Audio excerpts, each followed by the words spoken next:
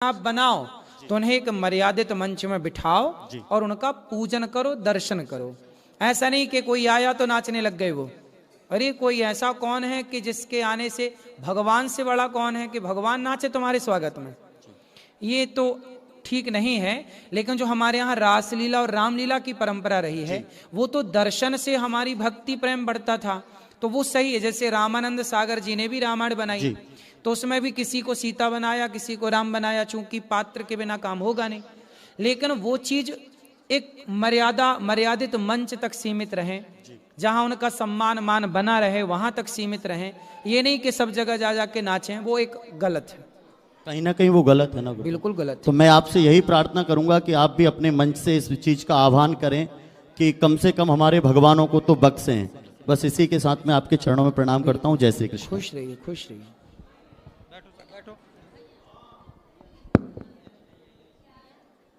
राधे राधे गुरु जी। जी मैं उत्तराखंड बागेश्वर से आया हूँ। हाँ, आई एम आर्मी पर्सन। मेरा सवाल है साहब कि पिछली बार मेरे बच्चे और फैमिली लाया था यहाँ, इस बार माता जी को लाया हूँ। माता जी बैठी है नीचे जी। सवाल ये है कि आजकल की जनरेशन जो है ना, बच्चे छोटे छोटे बच्चे, उनको स्पिरिचुअल के बारे में बताते हैं कि बेटे पूजा करो, वो उसमें ध्यान नहीं देते हैं। वो रीजन ढूंढते हैं कि ये क्यों करना चाहिए। तो रीजन बताओ ना। धर्म के साथ उनको मर्म के बारे में उनको बताते हैं। जैसे कोई भी चीज़ है, जैसे अभी कुंभ मेला हो रहा है, कुंभ मेले में क्या है, विंध्याचल पर्वत हमारा मन, अच्छे विचार भगवान देवता, गंदे विचार राक्षस, इनका मंथन जब मन में करेंगे तो पहले जहर निकलेगा, है ना, उसके बाद सांसारिक चीजें निकलेंगी, रत्न निकलेंगे, पर हमको पहुंचना है अमृत तक। ये चीजें हम जब बच्चों को बताते हैं, मैं आपके माध्यम से कहना चाहता हूँ, कोई भी चीज हम बच्चों को, हमारे बच्चे खुद, मैं अपने घर से क्रांति लानी है कि अपने घर की बात बताता हूँ। सही है कि बच्चों को बताओ कि पूजा पाठ करो। जोर देने पर क्या उनको हनुमान चालीसा याद है, पर उनको ये पता नहीं कि विद्यावान गुणी अति चातुर राम काज करिवे को आतुर। हनुमान जी का और कुछ काम नहीं था कि जो राम के काम कर रहे हैं, पर हमको सामाजिक होना जरूरी है। हम पूजा पाठ बहुत करते हैं। बच्चे आए हैं आपके? पिछली बार लाया था साहब मैं यहाँ उसको, इस बार नहीं आया। बच्चे पेपर चल रहे हैं तो आपके माध्यम से वो सुन लेगा। वैसे कहने का मतलब ये ऐसा है कि बच्चों को पढ़ाओ लिखाओ। आजकल सबसे बड़ी समस्या क्या है सुनो, आजकल अधिकांश बच्चे कॉन्वेंट स्कूल में पढ़ते हैं, अधिकांश। कॉन्वेंट स्कूल को गूगल करिएगा कि कॉन्वेंट स्कूल किसने बनाया और क्यों बनाया। जब आप गूगल पर डालेंगे तो कॉन्वेंट स्कूल जो क्रिश्चियन लोग हैं वो अपने धर्म का प्रचार करने के लिए उन्होंने कॉन्वेंट स्कूल लॉन्च किए थे। जैसे हम सनातनियों के यहाँ गुरुकुल होता है, मुसलमानों के यहाँ मदरसे होते हैं, ऐसे ईसाइयों के यहाँ कॉन्वेंट स्कूल होता है, कॉन्वेंट होता है। अब ये बताइए कि जब हिंदू का बच्चा कॉन्वेंट स्कूल में पढ़ेगा तो कॉन्वेंट स्कूल बने क्यों थे? क्रिश्चियन धर्म का प्रचार प्रसार करने के लिए।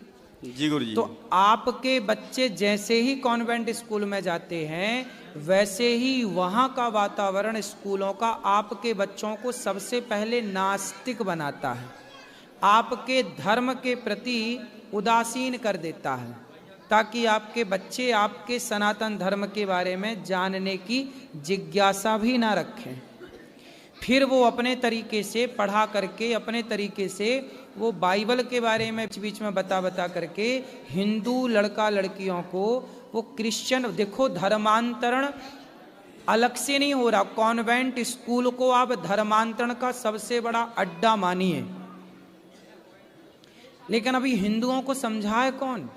अब हिंदू लोग आज पूरे भारत में 80% शिक्षा पर क्रिश्चियनों का अधिकार हो गया है। भारत में कोई शहर, कोई क्षेत्र नहीं बचा जहां कॉन्वेंट स्कूल ना हो। हाँ या ना?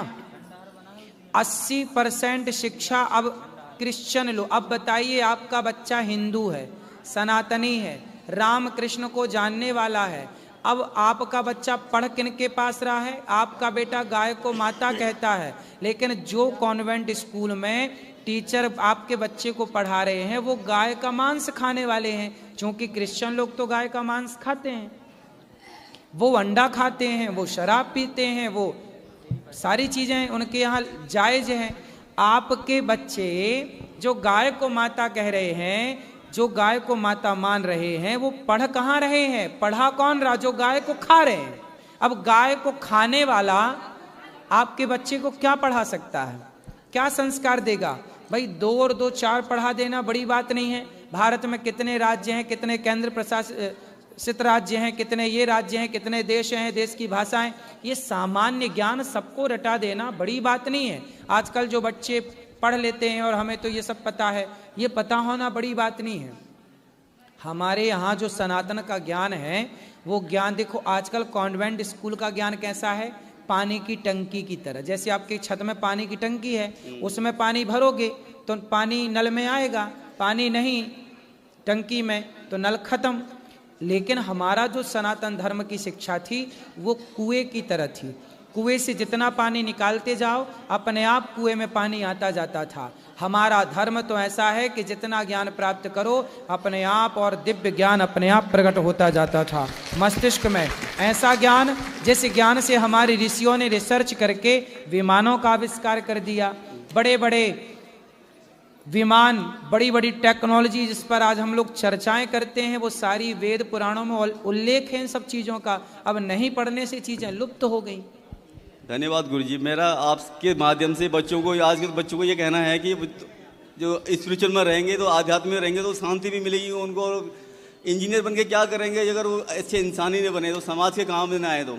अच्छा इंसान बनाओ बच्चों को। जीवन में सबसे बड़ी चीज है शांति, आनंद। इतनी दौलत पाके भी जीवन में शांति नहीं आई तो दौलत का करोगे क्या? धन्यवाद गुरुजी। खुश रहिए। सीताराम आप सभी को। सीताराम गुरु जी। मैं एक स्वरचित भजन है मेरा, मैं कुछ पंक्तियां आपके चरणों में रखता हूं जी।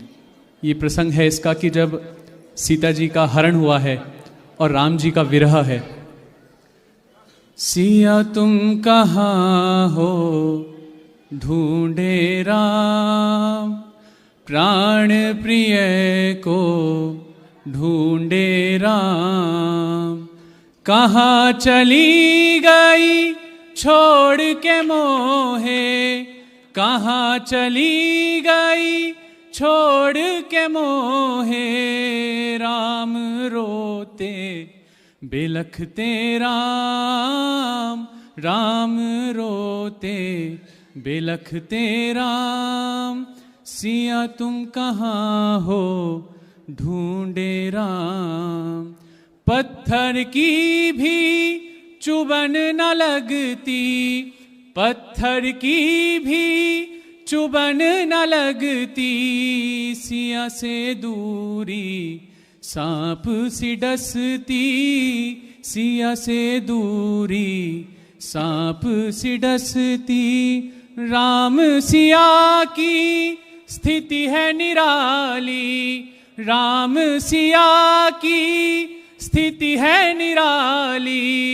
त्रिभुवन से दूर प्रकृति सारी। सिया तुम कहाँ हो ढूंढे राम, प्राण प्रिय को ढूंढे राम। बिछुड़न की ये कैसी सभा है, बिछुड़न की ये कैसी सभा है।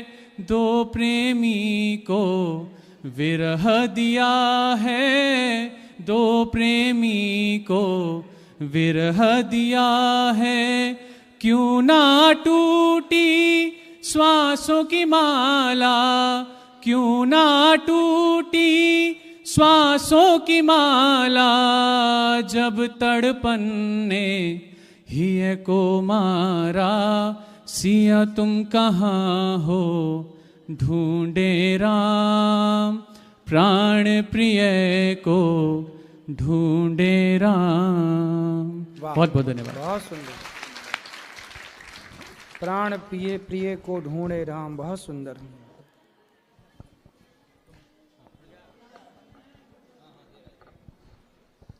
गुरुजी राधे राधे जी। आपके चरणों में कोटि कोटि प्रणाम। खुश रहो। गुरुजी मैं आपको 2-3 साल से आपकी कथा सुन रहा हूँ। तो मेरे जीवन में बहुत परिवर्तन आया है। और मैं भगवान से यही प्रार्थना करता हूँ कि मुझे इस काबिल ज़रूर बनाना कि मैं किसी के काम आ सकूँ। सही है। और कुछ अपने होते हैं कि वो ताने देते हैं कि तुम कुछ नहीं कर पाओगे, तो मैं अपने आप को स्वयं समझा लेता हूँ कि मैं उसका जवाब नहीं देता। मैं सोचता हूँ उसका जवाब शायद वक्त सही देगा।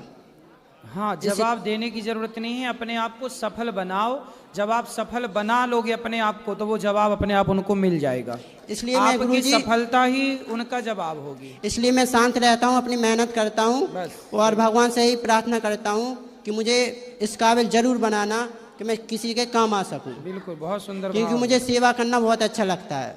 सही है, सही है। धन्यवाद गुरुजी। खुश रहिए। श्री राधे राधे गुरुजी, आपके चरणों में कोटि कोटि प्रणाम। मैं पेंडा रोड चंगेरी से आया हूँ, जो काफ़ी यहाँ से कम 1200 किलोमीटर की दूरी है। आपसे सिर्फ बात करने का इच्छा जागृत किया है गुरुजी कि 2 शब्द आप मेरे से बात कीजिए। करिए बात। राधे राधे गुरुजी, राधे राधे। बस इतने इच्छा था गुरुजी। अरे और बात कर लो, हम बात कर रहे हैं आपसे। क्या बात करना बताओ, कैसे है सब घर में? जी ये बात करना चाहता गुरुजी, बहुत इच्छा था साहब, 2-3 साल। आपके घर में सब कुशल हैं? जी गुरुजी। कौन कौन है घर में? माता है, परिवार है, पिताजी तो नहीं रहे गुरुजी। विवाह हो गया? जी गुरुजी। अच्छा, बच्चे हैं? एक बेटी है गुरुजी। बढ़िया। कितने? 8 साल की बिटिया है गुरुजी। आप कितने साल के हो? मैं 34 साल का हूँ गुरुजी, लगभग आप का हाँ, बढ़िया एज का हूँ। जी आप गुरुजी। हमारे मित्र हो। जी जी जी। राधे राधे गुरुजी। खुश रहिए, खुश रहिए, खूब भजन करो भगवान का। गुरुदेव के चरणों में मेरा कोटि कोटि प्रणाम। खुश रहिए। मैं छत्तीसगढ़ से आया हूँ। 5 महीने पहले एक बार और आया था, जो कि आपका दर्शन नहीं हो पाया था। अच्छा। और एक बार मैं पुनः इच्छा जागी तो मैं वृंदावन आ पाया। बताओ हम आपकी क्या मेरी सेवा करें? ये इच्छा है कि मैं आपके गुरुकुल में पढ़ना चाहता हूँ। एक बार मैं पढ़ना चाहिए। कितने साल के हो आप? 21 साल का। तो अब पढ़ना, क्या पढ़ना है? भागवत जी। ठीक है, तो भागवत जी तो बहुत जगह पढ़ाई जाती है। आपके गुरुकुल में पढ़ना है। अच्छा, तो उसके लिए बात कर लेना कार्यालय में। चलो।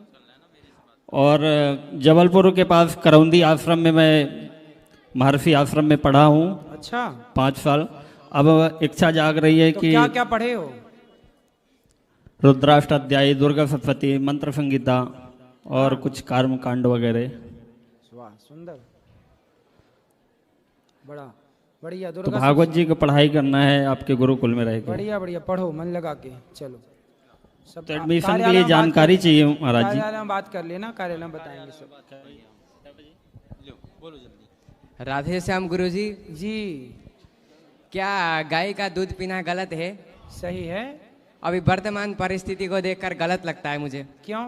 जैसे अभी बाहर देखते हैं कि गौ माता को सब दर्द देते हैं, जैसे दूध अब नहीं आएगी तो जंगल में ले जाके छोड़ते हैं। जंगल में ले जाके छोड़ देंगे किसको? गाय को? कहीं पर भी छोड़ देते हैं, ले जाकर गलत गलत करते हैं।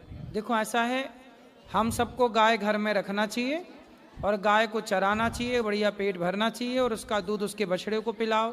थोड़ा सा आप भोग लगाओ भगवान जी का और आप भी पियो। गाय का दूध बछड़े पर और चराने वाले पर दोनों का ही अधिकार है गाय के दूध पर। और वो बीजी वगैरह जबरदस्ती कराते हैं, जैसे स्पर्म ट्रांसफर वगैरह जबरदस्ती कराते हैं। हाँ, जो जबरदस्ती कराते हैं वो नहीं कराना चाहिए। इसलिए कराते हैं ना जबरदस्ती, क्योंकि हम लोगों ने गाय की सेवा करनी बंद कर दी, गैया घर में रखना बंद कर दिया, तो अब लोग मनमाने तरीके से कार्य कर रहे हैं। अब यहाँ गौरी गोपाल गौशाला में देखिए 400 गाय हैं और 400 गाय हैं और सारी गाय खुला रहती हैं और सब प्रेम से रहती हैं, उनको कोई जोर जबरदस्ती नहीं। सारी गाय दूध बच्चे ही पीते हैं अधिकांश गायों का। कोई सुखी सी गाय है हमारी। जो जैसे डेयरी में वगैरह दूध वगैरह घी वगैरह में मिलते तो हैं। अधिकांश भैंसें होती हैं और जर्सी होती है, तो वहाँ तो वो जर्सी और डेयरी में भैंसों को ही वो दूध के कारण जो जो करना चाहें वो सब करते हैं। वहाँ तो ऐसा भी मैंने सुना है और देखा भी है कि डेयरियों में जहाँ भैंसें होती हैं, भैंस के बच्चा यदि वो हुई पड़िया, मतलब उसकी मादा हुई, भैंसी हुई, तब तो वो रखते हैं उस बच्चे को। लेकिन यदि भैंसा हो गया, पुरलिंग हो गया, तो वो उसे मार देते हैं। अब डेयरी का वो नहीं पीना चाहिए। अब डेयरी का तो इसलिए घर में गाय रखो तब तो बेस्ट है। अब डेयरियों में पूरा दूध अधिकांश भैंस का होता है। और भैंसों के साथ पता क्या होता है, भैंसों में यदि भैंस ने मादा को जन्म दे दिया, पड़िया को, तब तो वो रखते हैं उसे। और यदि वो नहीं हुआ, यदि वो पड़ा हुआ, तो फिर उसे मार देते हैं। तो वो तो अपराध है ही। अब जैसे गाय जर्सी है, जर्सी को गाय नहीं बोलते, लेकिन जैसे जर्सी किसी ने रखा डेयरी वाले, तो यदि उसकी बछिया हो गई तब तो वो रखेंगे उसे, बछिया को काम आएगी वो बड़े होके। लेकिन यदि वो बछड़ा हुआ तो बछड़े को मार देते हैं। क्या करेंगे बछड़े का? इसलिए वो लोग अपराध तो करते ही हैं, हत्या तो होती है उनसे, क्योंकि वो बिजनेसमैन हैं, व्यापारी हैं। सब करते होंगे मैं ऐसा नहीं कहता, पर बहुत लोग ऐसा करते हैं। लेकिन जो गौरी गोपाल गौशाला है, हमारे पास तो 125 नंदी हैं। जितनी गायों के बछड़े होते हैं हम सबको रखते हैं, सबकी सेवा का 125 हो गए। 125 नंदी हैं, सबकी सेवा करते हैं। और 400 से लगभग गौ माता है। तो सेवा इसलिए हम सब सनातनियों को करनी चाहिए। हम सब ने सेवा करनी छोड़ दी तो अब लोग अत्याचार कर रहे हैं। गुरुजी मैं नेपाल से हूँ, आपको नेपाल में स्वागत है। आ जाइएगा नेपाल पे कथा करने के लिए। आऊँगा। राधे राधे। राधे राधे। गुरुजी नमस्कार, राधे राधे। मैं पोलैंड से आया हूँ और मेरी पत्नी सूरीनाम में रहती हैं। हमारी बेटी है। हम आपको बहुत आदर से सुनते हैं आपका प्रोग्राम। और मैं यहाँ काशी आया था और वहाँ से प्रयागराज और आज यहाँ वृंदावन, मथुरा और रावल और गोविंद और ये पूरा अच्छा लगा आपको वृंदावन? बहुत अच्छा लगा। और शायद मैंने कभी नहीं सोचा था कि इस जन्म में आपसे कभी मिल पाऊंगा, क्योंकि हम जब भी आपको फॉलो करते थे, आप कभी यहाँ कभी वहाँ, कभी इस जगह उस जगह। और अभी भी जब मैं यहाँ से गुजर रहा था तो मुझे लगा एक बार अंदर झांक के देखें, तो मेरे पास शब्द नहीं है बोलने के। माताओं के दर्शन किए आपने? यहाँ पर वृद्ध माताएं रहती हैं। जी नहीं। दर्शन करिएगा। 290 माताएं हैं और अखंड रसोई चलती है यहाँ जी। वो भी सब देखिए सेवाएं। आपका बहुत बहुत धन्यवाद। कोई सेवा हो हमारे लायक तो बताइए। हम आपको इतने स्नेह से सुनते हैं और आपके प्रवचन को सुन के हम इतने मोटिवेटेड हैं कि हम वहाँ से यहाँ तक सिर्फ अपने धर्म को और आगे लेके जाएं और अपने बच्चों को भी सिखाएं। इस पे हम काम कर रहे हैं। तो क्या आपका करते बहुत हैं बहुत आप उस धन्यवाद। देश में? जी मैं फोटोग्राफर हूँ। मैं कैमरामैन का काम करता हूँ और मेरी वाइफ इंटर्निस्ट है, डॉक्टर है, और बेटी भी मेडिकल स्कूल में अभी ज्वाइन करेगी जी। और सूरीनाम तक आपको लोग जानते हैं। सूरीनाम, गयाना, ट्रिनिदाद, वहाँ भी आपको लोग सुनते हैं और बहुत चाव से, बहुत स्नेह से सुनते हैं। अभी मैं दुबई गया तो दुबई में वहाँ पे मैं एक जगह गया तो वहाँ पूरे विदेशी लोग थे, बहुत सारे देश के लोग आते, सब गोरे। तो वो सारे लोग ना मेरे पास आए। मैं जा रहा था तो वो दौड़ दौड़ के सारे विदेशी, वो हिंदी नहीं समझते, मैं उनकी भाषा नहीं समझ रहा था, वो मेरी भाषा नहीं समझ रहे थे। लेकिन वो भी अपने मोबाइल पे, क्योंकि अन्य देशों में मेरी भाषा को वहाँ की भाषा में कन्वर्ट कर दिया जाता है और सुना जाता है। आप ये मानिए कि दास अनिरुद्ध की इन बातों को लगभग पूरी दुनिया के लोग सुनते हैं, चाहे वो हिंदू हों। अभी पूरे पाकिस्तान में अपनी कथा और जो अच्छी बातें हैं, प्रश्नोत्तरी की, सब सुनी जा रही हैं पाकिस्तान में। अभी टीवी चैनल वाले एक दिन मेरे से पूछे, मैंने टीवी देखा, जी न्यूज़ में देखा, तो उस जी न्यूज़ में चल रहा था कि अनिरुद्धाचार्य को सुन रहे हैं पाकिस्तानी, चैनल वाले चला रहे थे। तो पूरी दुनिया सुन रही है। अच्छी बातें किसे बुरी लगती हैं? लेकिन आप आए, इसके लिए बहुत बहुत स्वागत। ये बताइए हम आपकी क्या सेवा करें? अपना आशीर्वाद दीजिए ताकि हम आपसे जो सीखा है उसको आगे अपने बच्चों को सिखा पाएं। बिल्कुल। और अपने देश को और ग्लोबली बना पाएं और आशा करते हैं कि हम, मेरी जो एज है थोड़ी ज़्यादा है आपसे, लेकिन हमारी एज में ही हम अपने देश को अखंड हिंदू देश देख सकें, वो एक सपना है और उसी पे हम चाहते हैं कि हम सब बिल्कुल मिलकर एक साथ देखेंगे, करें। बहुत जल्दी सब कार्य होंगे, भगवान चाहेंगे तो। और आप सबको बोलिए वो भी आए जो वहाँ के लोग हैं। राधे राधे, खुश रहिए। भारत माता की जय। जय। धन्यवाद। सही है। राधे राधे महाराज जी। जी राजस्थान पोखरण से आए हम, आपका टीवी पे बहुत देखते, आज हरूबरू देखने का बहुत बहुत हमारे को खुशी हुई। और अगली बार आए थे तो आपका प्रोग्राम नासिक में या कहीं चल रहा था, हमारे को दर्शन नहीं हुए। आज रूबरू दर्शन होने का बहुत बहुत आनंद लगा।